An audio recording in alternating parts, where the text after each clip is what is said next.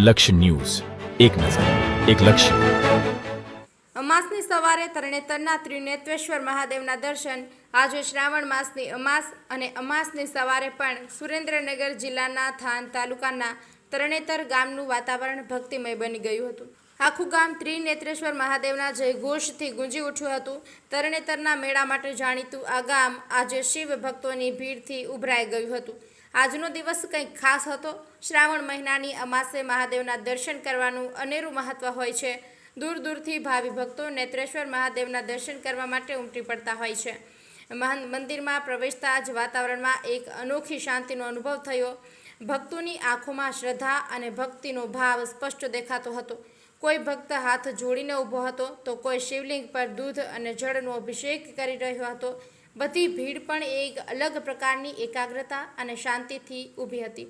ભક્તોને જોઈને લાગતું હતું કે જાણે તેઓ પોતાના દુઃખ તકલીફોને બાજુ પર મૂકીને માત્ર મહાદેવની કૃપા મેળવવા આવ્યા છે.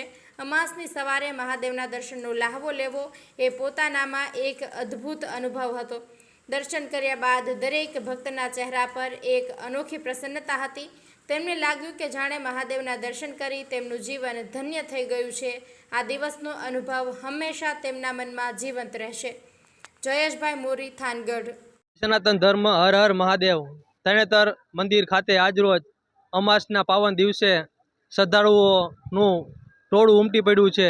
અસંખ્ય શ્રદ્ધાળુઓ સવારના 4 વાગ્યાથી જ આ બ્રહ્મા વિષ્ણુ મહેશ કુંડમાં ડૂબકી લગાવી રહ્યા છે.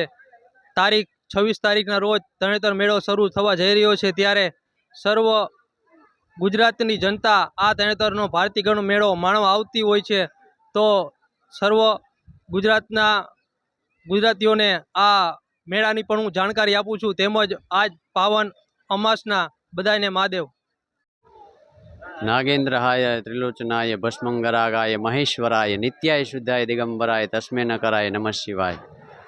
મારું નામ છે પ્રકાશગીરી ભરતગીરી, તરણેતર મંદિરના પૂજારી. ત્રિનેત્રેશ્વર મહાદેવ મંદિરને આજે શ્રાવણ માસના છેલ્લા દિવસે, અમાસના દિવસે આજે બ્રહ્મા વિષ્ણુ મહેશ ત્રિવેણી સંગમની અંદર હજારોની સંખ્યાની અંદર માણસોએ સ્નાન કરે છે અને દર્શન કરી ભગવાન ત્રિનેત્રેશ્વર મહાદેવના આશીર્વાદ લઈ અને ધન્યતા અનુભવે છે. આ જગ્યા ઉપર ઋષિ પંચમીના દિવસે કણવ ઋષિ આ ભૂમિ ઉપર થઈ ગયેલા. કણવ ઋષિ ઋષિ પાંચમના દિવસે, ભાદરવા સુદ ઋષિ પાંચમના દિવસે ભગવાન શિવ ત્રિનેત્રેશ્વર મહાદેવને પ્રગટ કરેલા.